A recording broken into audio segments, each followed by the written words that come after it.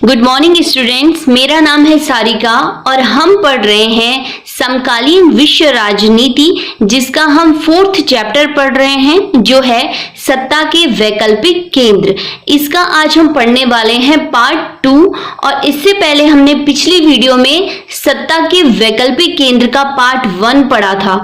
अगर आप में से किसी ने भी वो पार्ट नहीं देखा है इस चैप्टर का फर्स्ट पार्ट, तो आप उसको जरूर देखिएगा, क्योंकि चैप्टर की समझ आपकी उसी पार्ट से बनेगी। और इसके बाद हम क्या करेंगे, इसमें आगे बढ़ेंगे और फिर इसका 3rd पार्ट आएगा और ये चैप्टर कंप्लीट हो जाएगा। ठीक है, तो हम पढ़ेंगे आज सत्ता के वैकल्पिक केंद्र का पार्ट 2। ठीक है, हमने देखा था कि सत्ता के जो विकल्प हैं पूरे विश्व में कौन कौन से हैं। उसी क्रम में हमने देखा था कि हमारे पास जो क्षेत्रीय संगठन है पूरे विश्व में, वो सत्ता के वैकल्पिक केंद्र आने वाले दिनों में होंगे। इसी उसमें हमने देखा था कि यूरोपियन यूनियन सत्ता का एक बहुत अच्छा वैकल्पिक केंद्र है। अगर आप देखेंगे, आज हम पढ़ने वाले हैं आसियान को। ठीक है, आसियान भी सत्ता का एक वैकल्पिक केंद्र है और आसियान जो है वो एक क्षेत्रीय संगठन है। ठीक है, आज हम एशियान को देखेंगे। ठीक है, सबसे पहले हम देख लेते हैं आसियान।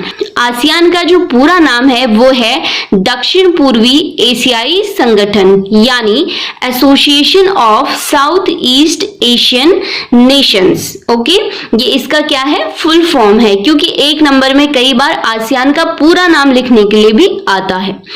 अगर हम देखेंगे कि आसियान आखिर क्यों बना और दक्षिण पूर्वी जो एशियाई क्षेत्र है, इनको ऐसी क्या जरूरत पड़ी कि इन्होंने एक क्षेत्रीय संगठन बना दिया। ठीक है, हम थोड़ा सा यहाँ पे देखते हैं कि जो दक्षिण पूर्वी एशियाई देश है वो मानने लगे थे कि अब हमें एक ऐसा क्षेत्रीय संगठन बनाना चाहिए जो एशिया प्रशांत सागर में ऐसे देश हैं जो उपनिवेशी देश रहे हैं, जिन पे औरों का राज काफी टाइम तक रहा है। तो वहां पर क्या था, आपस में राष्ट्रों में बहुत ज्यादा तनाव था, उनमें सामाजिक और राजनीतिक स्थिरता बिल्कुल भी नहीं थी। तो उन लोगों ने सबने सोचा कि क्यों ना हम सब देश मिलकर एक क्षेत्रीय संगठन बना लें। ठीक है, तो इसके साथ ही हम पहले इनकी लोकेशन देख लेते हैं। इन देशों की स्थिति को मैप के थ्रू हम समझेंगे कि क्यों ये देश एक साथ आए। चलिए देखते हैं आसियान के सदस्य देशों की स्थिति को। यहाँ पर अगर आप देख रहे हैं तो यहाँ पर एक बड़ा सा देश है चीन। ठीक है, दूसरा है भारत, यहाँ पे दिख रहा है आपको, मैंने लिखा है। और तीसरा बड़ा देश है ऑस्ट्रेलिया। अगर आप देखें तो ये अपने आप में महाशक्तियां हैं। चीन आने वाले टाइम में क्या है, सत्ता का एक वैकल्पिक केंद्र है। भारत भी सत्ता का एक वैकल्पिक केंद्र है। और यहाँ पर है ऑस्ट्रेलिया। ऑस्ट्रेलिया भी एक महाशक्ति के रूप में उभरने जा रहा है। ठीक है, और उसकी भी जो आर्थिक कंडीशन है वो बहुत अच्छी है। चलिए, अब इसके इन 3 जो महाशक्तियां होने वाली हैं फ्यूचर में, इनके बीच में अगर आप देखेंगे तो कुछ छोटे छोटे देश हैं।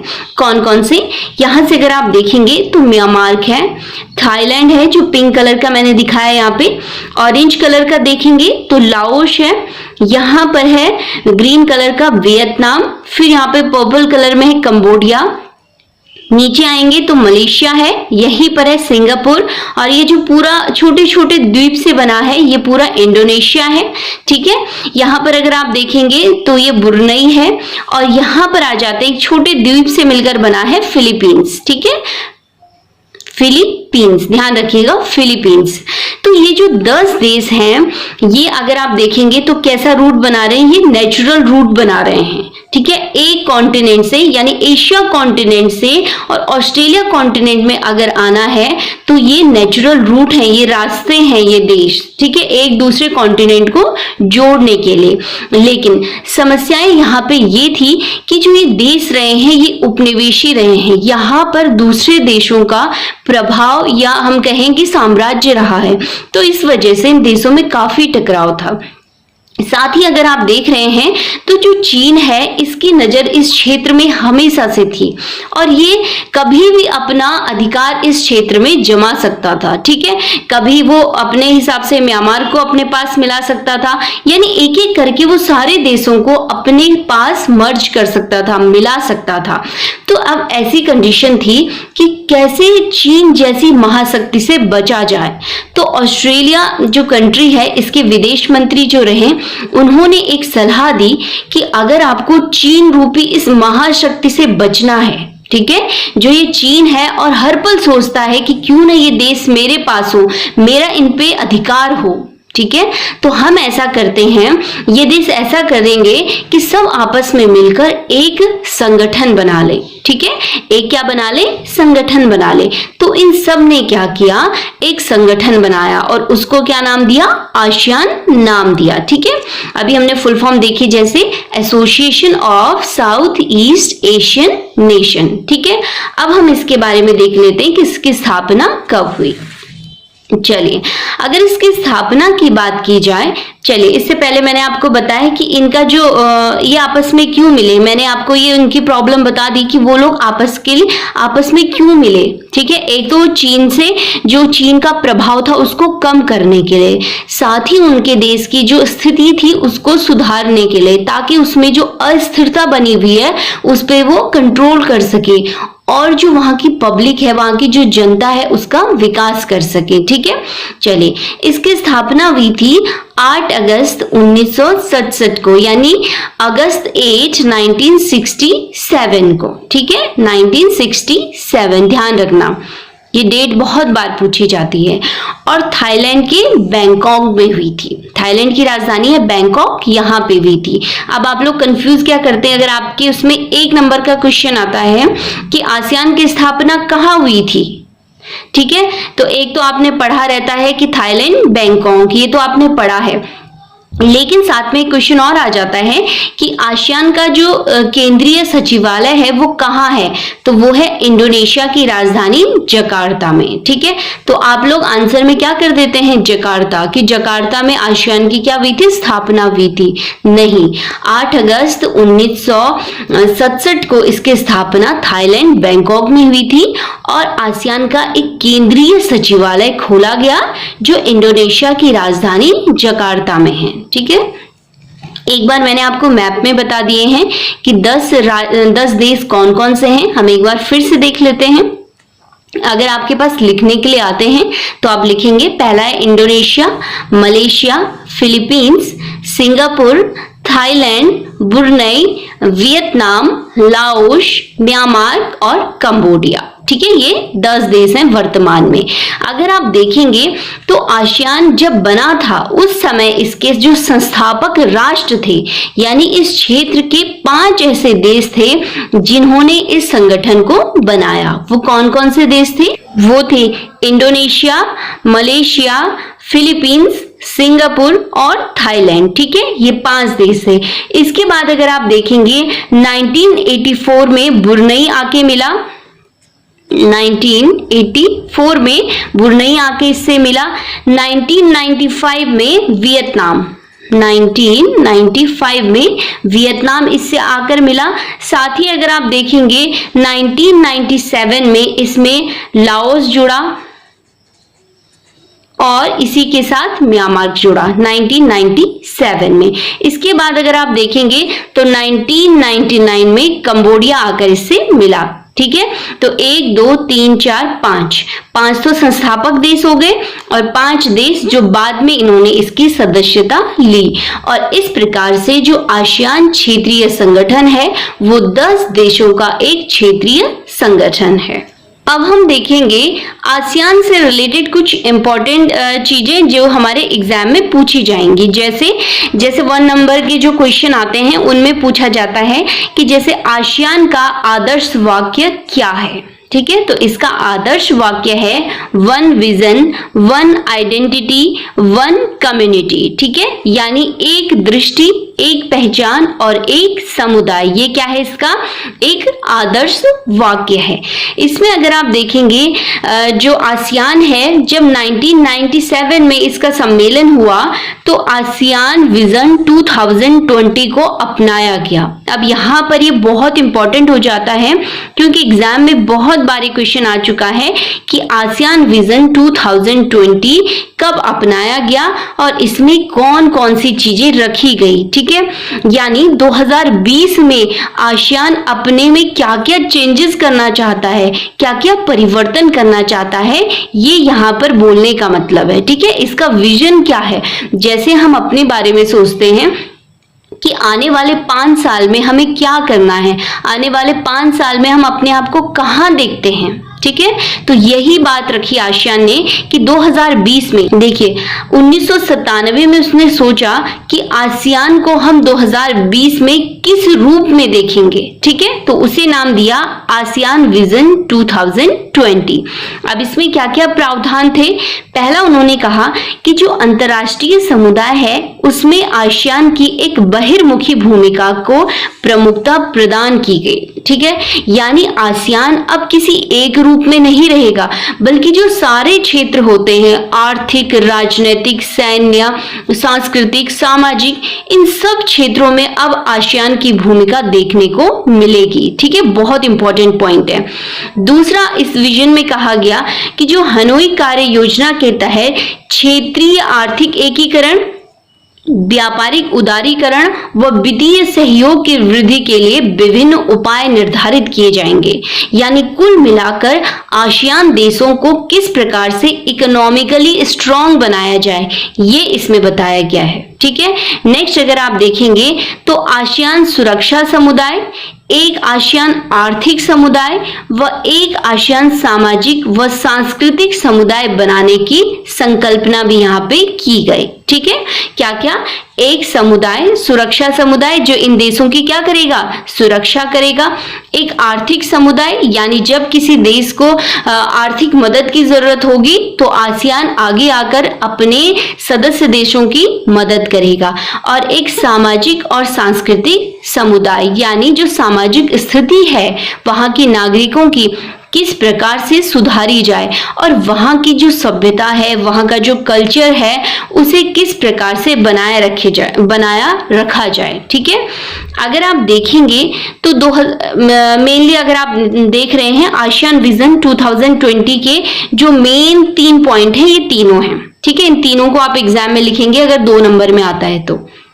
ठीक है, नेक्स्ट अगर आप देखेंगे 2003 में आसियान के स्तंभ, 3 स्तंभ निर्धारित किए गए कि आसियान के जो 3 स्तंभ होंगे वो कौन कौन से स्तंभ होंगे। ठीक है, जो विजन 2020 का तीसरा पॉइंट हमने देखा था, अब उसको अप्लाई करने का टाइम था तो 2003 में उसको अप्लाई किया गया और कहा गया कि एक सुरक्षा समुदाय। अगर क्वेश्चन आता है कि आसियान समुदाय के, जो आसियान संगठन है, इसके मुख्य स्तंभ कौन कौन से हैं, तो इसके 3 मुख्य स्तंभ हैं। ठीक है, कौन कौन से हम देख लेते हैं। पहला है सुरक्षा समुदाय। ठीक है, अब इस सुरक्षा समुदाय में क्या होगा कि आसियान देशों के बीच होने वाले टकरावों को ये क्या करेंगे, दूर करेंगे, अपनी सुरक्षा को बनाए रखेंगे ताकि एक दूसरे से ये देश युद्ध ना करें, टकराए नहीं। ठीक है, दूसरा स्तंभ है आसियान आर्थिक समुदाय, आसियान आर्थिक समुदाय। अब इसका काम क्या होगा कि जो आसियान है इसके साथ साझा बाजार, जो साझा बाजार है उसको बनाना और उस क्षेत्र में सामाजिक और आर्थिक विकास बढ़ाना। ठीक है, साझा बाजार हम यहीं पे देख लेते हैं। साझा बाजार का मतलब होता है कि कॉमन मार्केट। ठीक है, सब जो देश है इनका एक कॉमन मार्केट होगा और उस कॉमन मार्केट में क्या होगा कि जो बाजार होता है, मार्केट होता है, उसमें कुछ पाबंदियां होती हैं, कुछ लिमिटेशन, कुछ सीमाएं होती हैं और कुछ टैक्स होते हैं।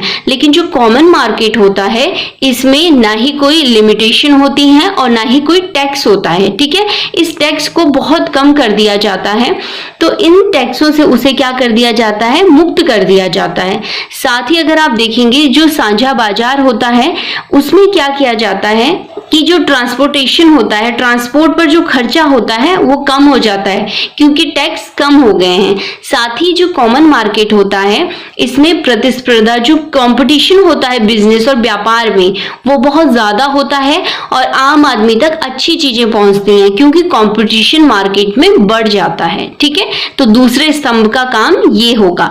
तीसरा है सामाजिक सांस्कृतिक समुदाय। अब ये क्या करेगा कि जो भी संबंध होंगे इन देशों के आपस में, कुछ देश एक दूसरे से सांस्कृतिक आधारों पर जुड़े होंगे, किसी की सामाजिक स्थिति एक जैसी होगी, तो ये समुदाय जो तीसरा इसका स्तंभ है ये क्या करेगा, आपसी सामाजिक और संस्कृति को बढ़ावा देगा। ठीक है, जिससे ये देश एक दूसरे से जुड़े रहें। ठीक है, इतना समझ में आ गया आप सबको कि आसियान विजन 2020 क्या है। ठीक है, और किस प्रकार से इसमें आसियान के स्तंभों की नींव रखी गई।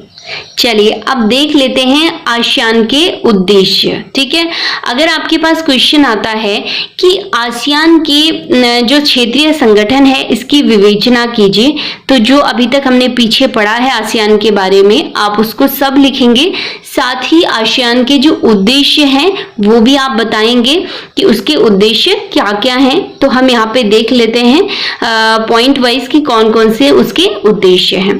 पहला देख लेते हैं, दक्षिण पूर्वी एशिया के देशों के मध्य एक साझा बाजार की स्थापना व सदस्य देशों के बीच आर्थिक सहयोग में वृद्धि करना। ठीक है, जैसे मैंने आप बताया था कि कॉमन मार्केट की स्थापना की जाएगी और जो सदस्य देश हैं, जो मेंबर कंट्री हैं, उनके बीच जो इकोनॉमिक हेल्प एक दूसरे की वो करेंगे, उसमें वृद्धि करेंगे। ठीक है, ताकि हम आर्थिक रूप से जो ये क्षेत्रीय संगठन है इसका विकास हो सके। दूसरा कि इन देशों में शांति व सौहार्द का वातावरण बनाना, यानी इन देशों में, मैंने आपको पहले भी बताया कि इन देशों में अभी भी बहुत सारे कबीले रहते हैं, वैसे समुदाय यहाँ पर है, तो यहाँ पर इतनी शांति नहीं रहती है और कहीं ना कहीं इनके अंदर डर रहता था कि जो चाइना है वो कभी भी क्या करेगा, इनको अपने अधिकार में ले लेगा।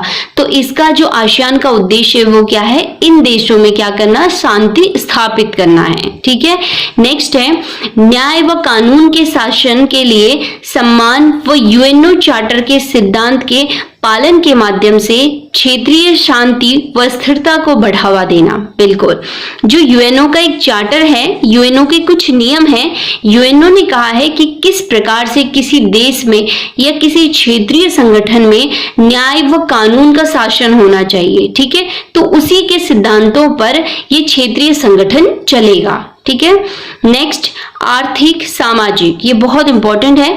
आर्थिक, सामाजिक, सांस्कृतिक, तकनीकी, वैज्ञानिक व प्रशासनिक क्षेत्रों में सहयोग करना।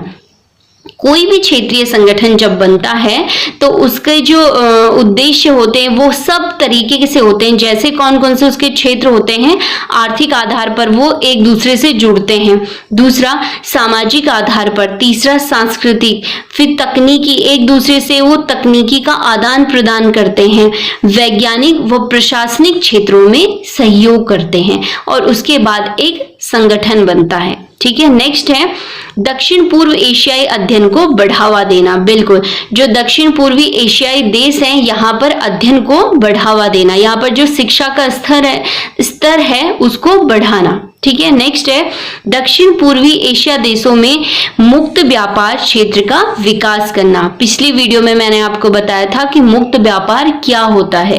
अगर आपके पास 1 नंबर का क्वेश्चन आता है तो आपको बताना है कि मुक्त व्यापार क्या है, वो पिछली वीडियो में हमने पढ़ा था। ठीक है, तो इनका जो इंटेंशन है, जो उद्देश्य है कि जो ये संगठन बना है, जो दक्षिण पूर्वी एशिया है, इन देशों में मुक्त व्यापार क्षेत्र का विकास करना। ठीक है, पहला तो ये क्या करेंगे कि अपने 10 देश, जो ये 10 देशों का एक संगठन है, इनमें मुक्त व्यापार करेंगे। साथ ही साथ अगर आपने मैप में देखा है तो इनसे लगे हुए बहुत सारे बड़े बड़े देश हैं, जैसे भारत है, चीन है, ऑस्ट्रेलिया है, और यहीं पर अगर आप ऊपर जाएंगे तो जापान है, साउथ कोरिया, नॉर्थ कोरिया है, रशिया है, ये सारे देश हैं। इन सब के साथ भी क्या करना चाहता है, आसियान मुक्त व्यापार करना चाहता है। ठीक है, चलिए नेक्स्ट देखते हैं आसियान का संगठनात्मक ढांचा। किस प्रकार से आसियान काम करता है, ये संगठन किस प्रकार से काम करता है। पहला अगर आप देखेंगे तो विदेश मंत्रियों का सम्मेलन, ठीक है, जो विदेश मंत्री होते हैं इनका जो सम्मेलन होता है वो 1 वर्ष में एक बार होता है। और ये क्या करते हैं, जो नेक्स्ट ईयर इसकी मीटिंग होनी है, सम्मेलन होना होता है, वो इसी साल यहीं पर डिसाइड कर देते हैं किस देश में वो मीटिंग होगी और कब होगी, ठीक है। तो यहीं पर क्या कर लेते हैं, ये डिसाइड कर लेते हैं, विचार विमर्श कर लेते हैं। चलिए नेक्स्ट है स्थायी समिति। आसियान में एक स्थायी समिति होता है और जिसका काम होता है क्षेत्रीय सहयोग को बढ़ाने के सुझाव देना। ये जो समिति होती है ये डिस्कस करती है कि किस प्रकार से जो हमारा आसियान क्षेत्रीय संगठन है इसमें किस प्रकार से हम सहयोग करें, ठीक है, ताकि हमारा जो संगठन है वो बहुत स्ट्रांग हो पाए, बहुत मजबूत हो जाए, ठीक है। किसी भी क्षेत्र में, चाहे आर्थिक हो, सामाजिक हो, सांस्कृतिक हो, टेक्निक के माध्यम में हो या प्रशासनिक क्षेत्रों में हो, ये सारे क्षेत्रों पर स्थायी समिति डिस्कस करती है। चलिए नेक्स्ट है इसका सचिवालय। जो सचिवालय है इसका केंद्रीय सचिवालय है वो इंडोनेशिया की राजधानी जकार्ता में है, ठीक है। और इसके जो महासचिव होते हैं उनका कार्यकाल होता है 2 वर्ष। कई बार ये 1 नंबर के क्वेश्चन में भी आ सकता है, ठीक है। किसमें होता है, कितने साल का होता है, 2 वर्ष का होता है। और इसका जो महासचिव बनेगा वो कौन बनेगा, अल्फाबेटिकली जो इसके 10 कंट्री हैं इनके मेंबर्स बनेंगे, ठीक है, जो भी वर्णमाला क्रम में आएंगे, ठीक है। तो ये है इसका संगठनात्मक ढांचा। अब हम देख लेते हैं कि आसियान के नेतृत्व के वाले कुछ मंच हैं, ठीक है। आसियान ने कुछ मंच बनाए हैं, वो हम देख लेते हैं। कई बार ये 1 नंबर और 2 नंबर में पूछा जाता है और साथ में जब आसियान के बारे में पूछा जाएगा तो वहां पर भी आप इसे लिखेंगे, ठीक है। तो पहला है आसियान क्षेत्रीय मंच। इसकी स्थापना यानी इसको प्रारंभ किया था, जो आसियान क्षेत्रीय मंच था उसको 1994 में प्रारंभ किया गया, ठीक है। और इसका जो उद्देश्य था वो था राजनीतिक व सुरक्षा मुद्दों पर सहयोग के लिए, ठीक है, कि किस प्रकार से जो आसियान है उसमें राजनीतिक और सुरक्षा मुद्दों में किस प्रकार से सहयोग किया जाए, इसलिए आसियान क्षेत्रीय मंच की स्थापना की गई 1994 से, ठीक है। नेक्स्ट है आसियान +3, ठीक है, आसियान +3। इसका प्रारंभ किया गया 1997 से। कब से, 1997 से। अब आसियान +3 क्या है, यानी आसियान के 10 देश प्लस इसमें 3 देश और होंगे, ठीक है, यानी टोटल कितने देश, 13 देश। लेकिन ये एक मंच है, ठीक है, ये इसके सदस्य नहीं है, ध्यान रखना इस चीज को। सदस्य केवल 10 देश हैं और ये क्या, इसका +3 मंच है, ठीक है। तो इसमें जो है उसमें आसियान के अलावा चाइना, ठीक है, 10 देशों के अलावा चाइना, जापान और साउथ कोरिया को स्थान दिया गया है, ठीक है। साथ में लिया गया है आसियान के 3 देशों को, चाइना, जापान, साउथ कोरिया को। और ये देश भी क्या करते हैं, जो आसियान के सम्मेलन होते हैं वहां पर भाग लेते हैं और जो भी इनके साथ व्यापार होता है, यानी प्राथमिकता इन देशों को ज्यादा दी जाती है अभी, इन 3 देशों को। तो क्वेश्चन आता है कि आसियान +3 में कौन कौन से देश सम्मिलित हैं, ठीक है। तो कौन कौन से हैं, China, Japan, south Korea. Next है पूर्वी एशिया शिखर सम्मेलन, ठीक है। इसमें है 2005 में पहली बार इसको बनाया गया था और इसका भी काम क्या था, सुरक्षा, ठीक है, सुरक्षा और समृद्धि को बढ़ावा देना। तो ये थे आसियान के नेतृत्व वाले मंच। अब हम देख लेते हैं कि भारत और आसियान के जो रिश्ते हैं वो कैसे हैं, ठीक है, और आने वाले टाइम में कैसे होंगे। जो भारत और आसियान है अगर आप देखेंगे तो लगभग ये पड़ोसी देश ही हैं और दोनों क्या है, एशिया के देश हैं, एशिया पूर्वी एशिया है, दोनों दक्षिण पूर्वी एशिया में आते हैं ये सब। तो भारत ने अगर आप देखेंगे पहले ही आसियान के 2 देश कौन कौन से, सिंगापुर और थाईलैंड के साथ मुक्त व्यापार का समझौता किया है पहले से ही, इसके 2 सदस्य देशों के साथ, सिंगापुर और थाईलैंड के साथ, ठीक है। तो भारत के आसियान के साथ रिश्ते क्या हैं, अच्छे हैं। दूसरा अगर आप देखेंगे तो आसियान भारत का चौथा सबसे बड़ा व्यापारिक साझेदार जो ट्रेड पार्टनर होते हैं वो है भारत, आसियान का। ठीक है, भारत का चौथा सबसे बड़ा व्यापारिक साझेदार, यानी व्यापार जो होता है टॉप 10 कंट्रीज में देखा जाता है तो चौथे नंबर पर सबसे बड़ा व्यापारिक साझेदार है आसियान का। ठीक है, और आसियान के लिए अगर भारत को देखेंगे तो 7वें नंबर पे भारत आता है और यहाँ पर टॉप 10 कंट्रीज इंपॉर्टेंट होती हैं। तो इस प्रकार से अगर आप देखेंगे तो भारत आसियान के लिए इंपॉर्टेंट है। अब अगर आप देखेंगे तो आर्थिक रूप से बहुत ज्यादा महत्व है भारत का। ठीक है, आसियान में व्यापार के दृष्टि से अगर आप देखेंगे, साथ ही साथ सुरक्षा की दृष्टि से। नेक्स्ट अगर आप देखेंगे पिछले 20 सालों में भारत ने आसियान देशों के साथ 70 अरब डॉलर का जो आर्थिक सहयोग है, यानी व्यापार जो किया है वो कितना किया है, 70 अरब डॉलर किया है, जो अपने आप में एक बहुत बड़ा अमाउंट है। अगर आप देखेंगे तो आसियान देशों की सुरक्षा के हिसाब से भारत महत्वपूर्ण है। क्यों?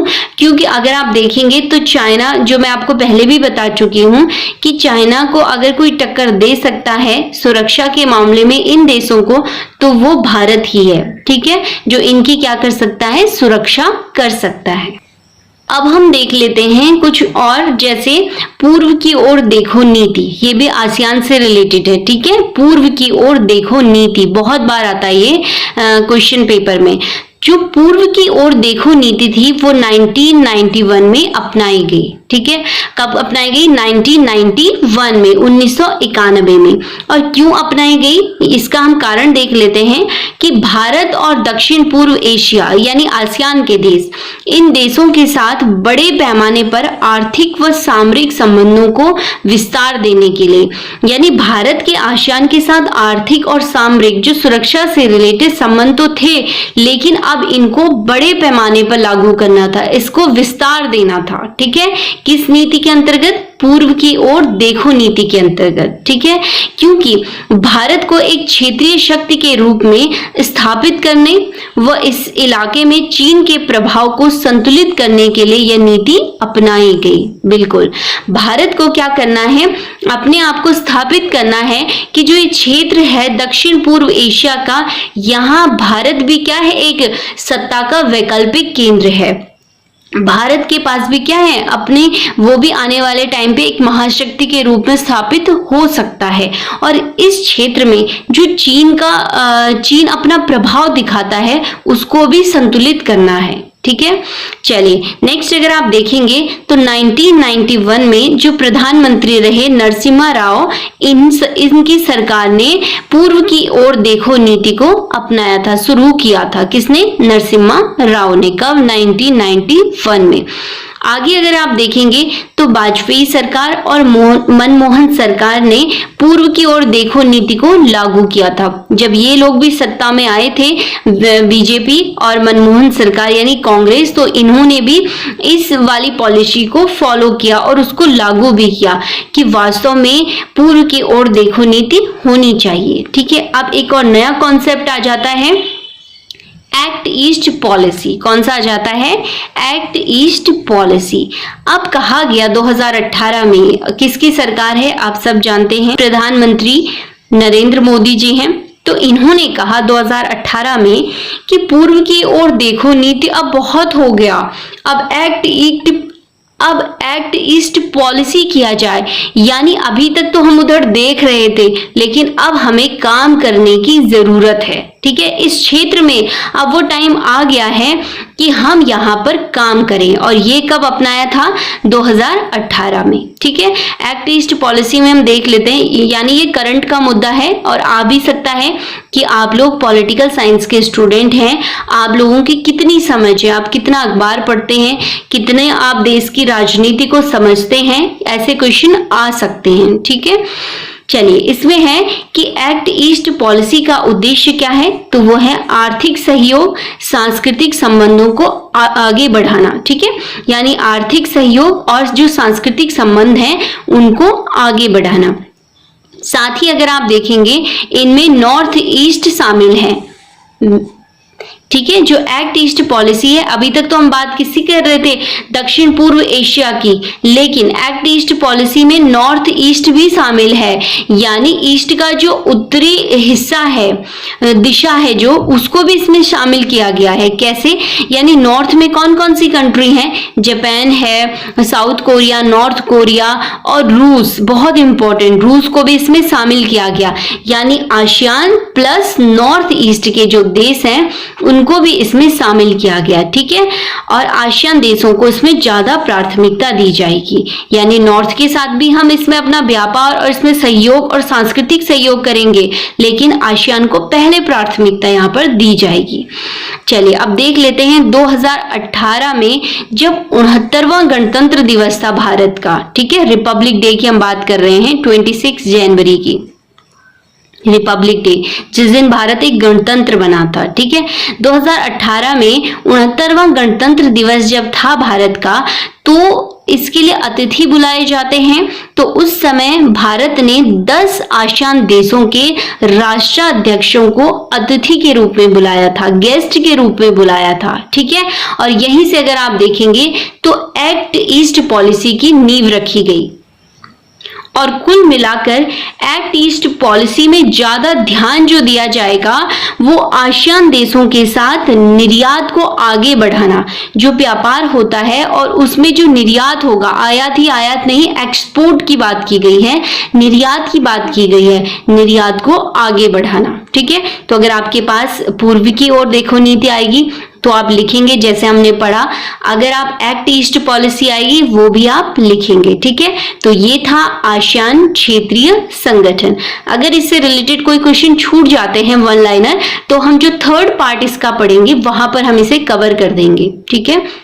चलिए, तो आपने देखा कि जो आसियान है वो सत्ता का एक क्या है, वैकल्पिक केंद्र है, और ये जो क्षेत्र है ये आराम से इस अपने क्षेत्रीय संगठन में रह सकता है, यहाँ पर अपना विकास कर सकता है, उसे अमेरिका जैसी महाशक्ति के वर्चस्व में जाने की कोई आवश्यकता नहीं है। हाँ, वह उसके साथ वो अपने व्यापार कर सकता है, लेकिन हर बात पे उस पर डिपेंड रहना ये जरूरी नहीं है, ठीक है। तो इस प्रकार से अगर आप देखें तो जो आसियान है वो वर्तमान समय में सबसे तेजी से बढ़ती हुई जो आर्थिक संगठन है, वो सबसे तेजी से उसकी अर्थव्यवस्था बढ़ रही है, ठीक है। हम ये नहीं कहेंगे कि सबसे बड़ी है, लेकिन इसकी जो ग्रोथ रेट है वो बहुत ज्यादा है आसियान की और संगठनों की तुलना में, ठीक है। तो ये था आसियान क्षेत्रीय संगठन। अब हम देख लेते हैं कि सत्ता का तृतीय विकल्प कौन सा है। ऐसा कौन सा तीसरा विकल्प है कि जो सत्ता के रूप में देखा जा सकता है। तो हमने देखा था वो जो तीसरा विकल्प है वो है चीन। अब जो चीन है वो किस प्रकार से सत्ता का वैकल्पिक केंद्र बना, ये हमें देखना बहुत जरूरी है।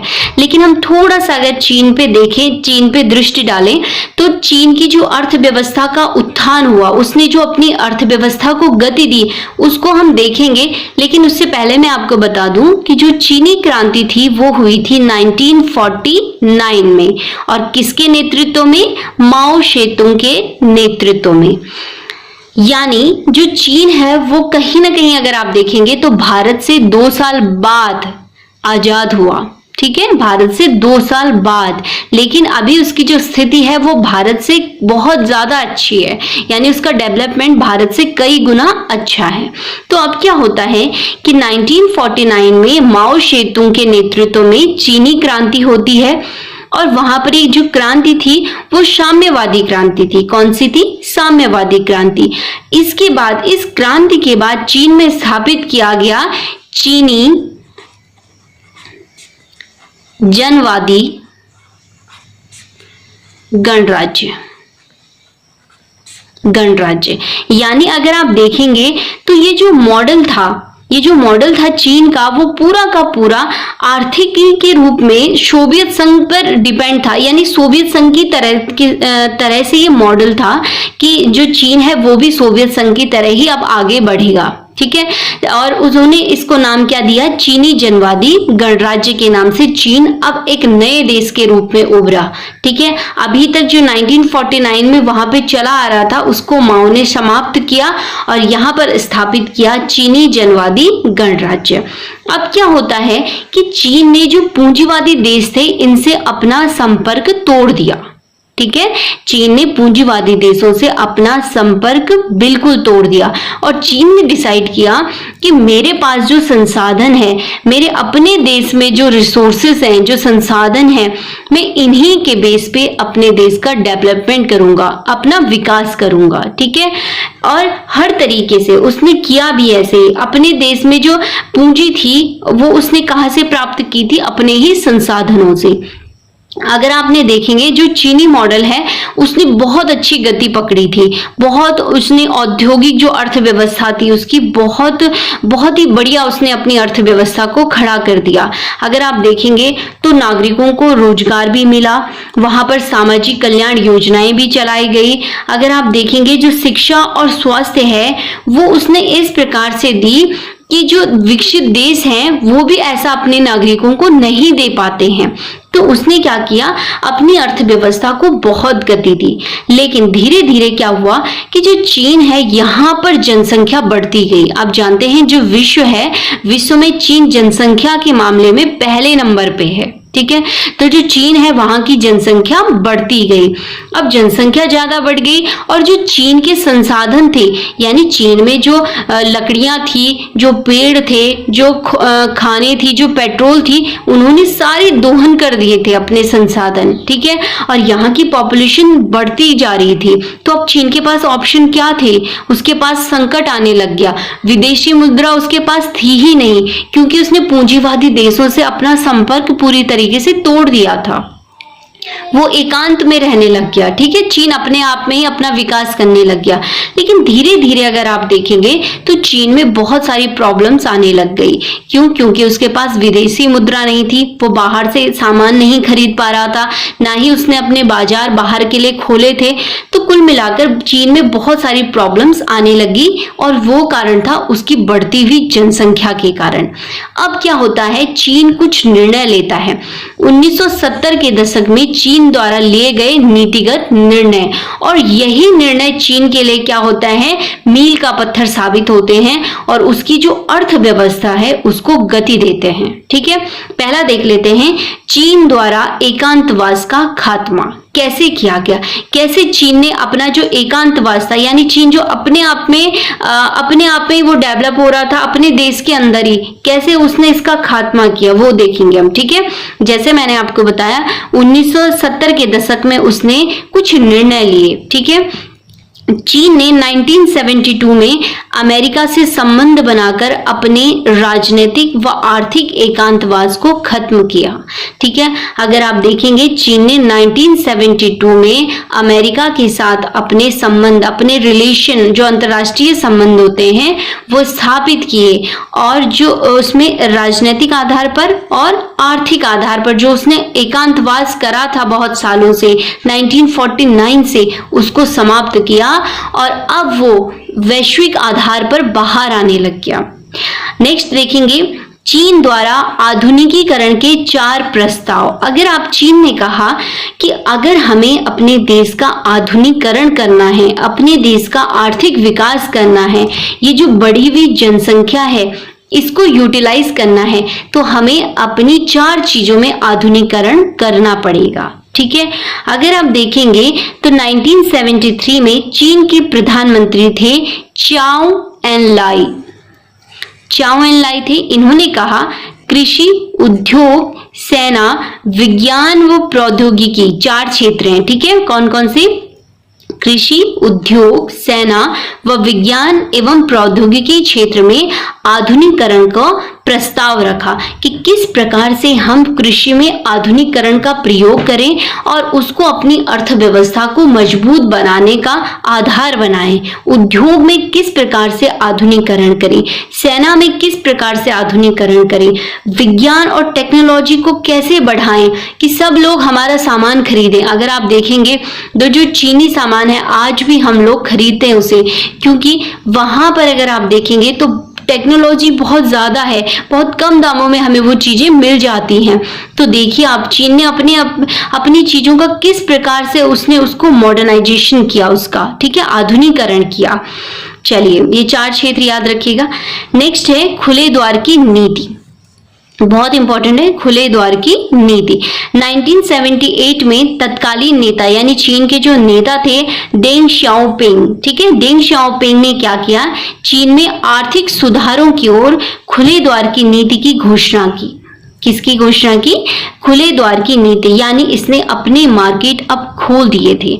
अब जब अपने मार्केट खोल दिए तो विदेशी पूंजी और प्रौद्योगिकी के निवेश से उच्चतर उत्पादकता को प्राप्त किया। ठीक है, जो विदेशी पूंजी थी और जो प्रौद्योगिकी थी उससे इसने क्या किया, जो अपना निवेश था, इन्वेस्टमेंट था, इसमें अपने उच्चतर उत्पादकता यानी बहुत अच्छी प्रोडक्टिविटी को इसने प्राप्त किया, जिससे इसका सामान क्या गया, विदेशों में गया। और विदेश जो आज भी चाइना का सामान बहुत यूज करते हैं, पैसे कम और सामान अच्छा। ठीक है, इसने बहुत ज्यादा डेवलप किया अपनी टेक्नोलॉजी को, और वहां पर टेक्नोलॉजी बहुत सस्ती है। ठीक है, तो इसलिए क्या होती है, चीजें भी क्या होती हैं, बहुत ज्यादा सस्ती होती हैं, क्योंकि उनके पास ढेर सारी टेक्नोलॉजी है।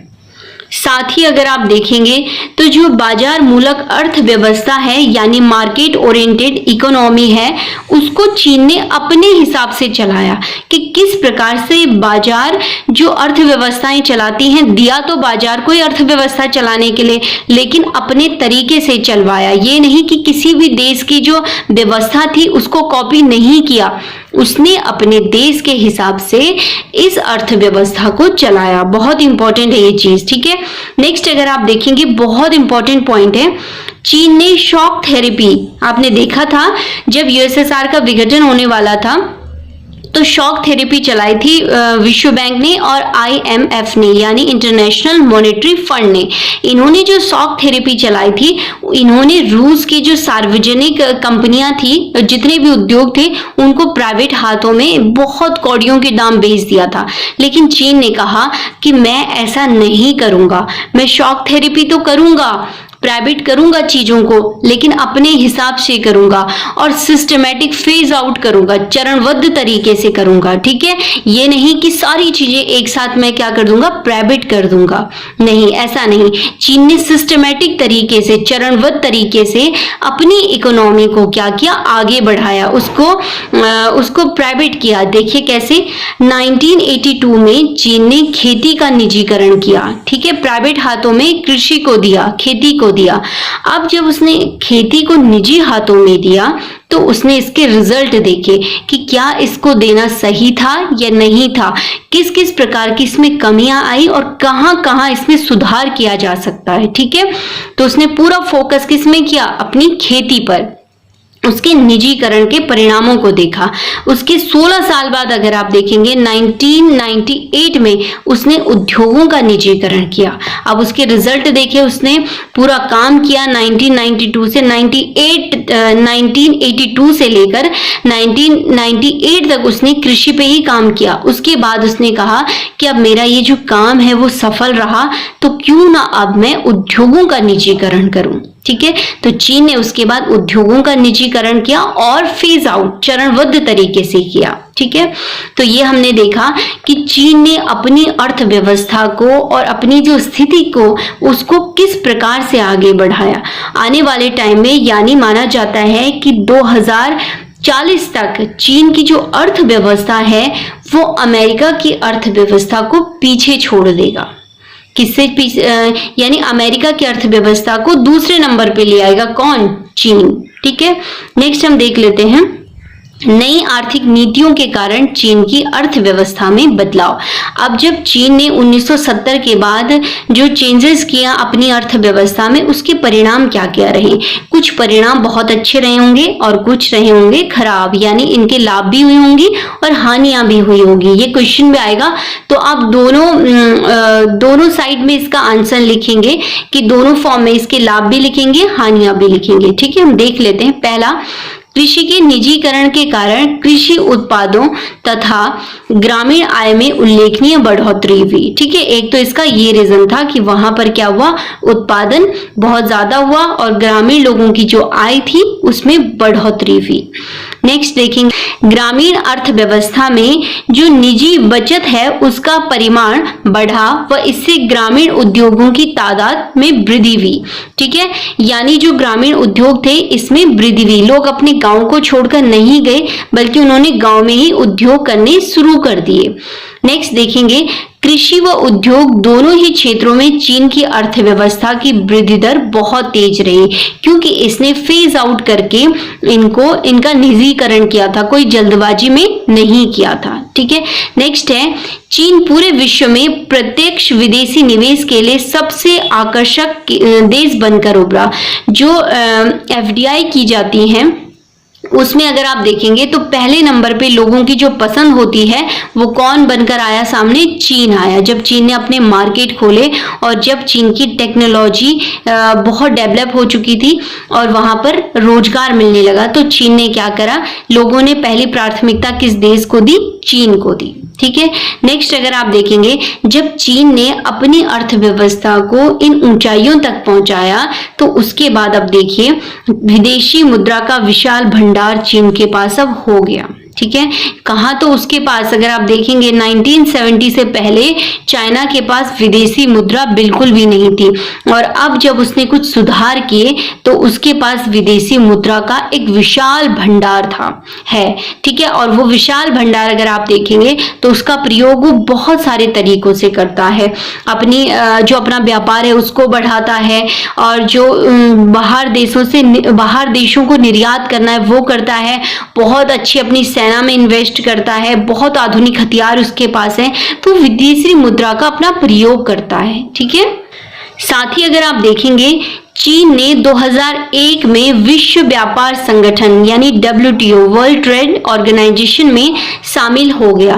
पहले तो चीन ने अमेरिका के साथ और विश्व के अनेक देशों के साथ अपना व्यापार बढ़ाया, लेकिन अब उसने 2001 में डिसाइड किया कि वो भी विश्व व्यापार के साथ जुड़ेगा। ठीक है, तो क्वेश्चन आता है एक नंबर का कि चीन विश्व व्यापार संगठन से कब जुड़ा, उसका सदस्य कब बना, तो कब बना, 2001 में। इस तरह अगर आप देखेंगे तो दूसरे देशों के लिए अपनी अर्थव्यवस्था खोलने की दिशा में चीन ने एक कदम और बढ़ाया। बिल्कुल, पहले तो अपने लेवल से और देशों को अपने देश में बुलाता था या अपने देश से बाहर जाता था। अब उसने एक और कदम बढ़ाया कि वो विश्व व्यापार संगठन से जुड़ गया और जितने भी देश विश्व व्यापार संगठन में हैं उन सब के लिए अपने देश की अर्थव्यवस्था को खोला। चलिए अब देख लेते हैं कि ये सब तो हो गया, ये तो इसके फायदे थे चीन के, कि चीन में किस प्रकार से फायदे हुए इस चेंजेस के। अब कुछ हानियां भी हुई कि किस प्रकार से लोगों को पूरा लाभ नहीं मिल पाया, कुछ इसके साइड इफेक्ट भी रहे। जैसे चाइना में बेरोजगारी बढ़ी और 10 करोड़ लोग रोजगार की तलाश में आज भी हैं। कैसे बेरोजगारी बढ़ी, मैंने कहा कि जो FDI लोग करते हैं यानी जो प्रत्यक्ष विदेशी निवेश है, यहाँ इससे भी होने से क्या होता है कि बाहर के वर्कर्स यहाँ पे ज्यादा आते हैं। ठीक है, तो कहीं ना कहीं बहुत कारण ऐसे होते हैं जिससे बेरोजगारी वहां पर बढ़ी। दूसरा अगर आप देखेंगे तो चीन में महिलाओं को रोजगार वो काम करने की जो उनकी स्थिति है वो वैसी ही है जैसे यूरोप में 18वीं और 19वीं सदी में थी, यानी महिलाओं की जो काम करने की स्थिति है वहां पर अभी भी ज्यादा अच्छी नहीं है। साथ ही अगर आप देखेंगे जब चीन ने अपने संसाधनों का दोहन किया तो उससे जो प्रभाव पड़ा, किस पर पड़ा, पर्यावरण पे पड़ा। ठीक है, पर्यावरण को नुकसान हुआ और जो भ्रष्टाचार के, करप्शन के जो मामले थे वो बहुत बढ़कर सामने आए। तो ये क्या था, इसके लिए इसका एक हानि है वो। ठीक है, जो इन चाइना ने किया उसके दौरान उसको जो ये हानियां हुई है वो भी हम देख रहे हैं। साथ ही अगर आप देखेंगे गांव व शहर के जो लोग थे इनके बीच जो आर्थिक फासला था वो बहुत ज्यादा बढ़ा, यानी इस दौरान गरीब होता गया और अमीर होता गया। ठीक है, तो ये था चाइना जो कि सत्ता का तृतीय वैकल्पिक केंद्र है। ठीक है, तो हमने आज देखे आसियान और साथ ही साथ चीन को हमने देखा। थर्ड पार्ट में हम देखेंगे कि भारत और चीन के रिलेशन कैसे हैं, और साथ ही इस चैप्टर के जो कुछ क्वेश्चन छूट जाएंगे हम उनको भी डिस्कस करेंगे। तो बच्चों, ये रहा आपका पार्ट 2 सत्ता का वैकल्पिक केंद्र। अब मिलते हैं हम नेक्स्ट वीडियो में, तब तक के लिए धन्यवाद।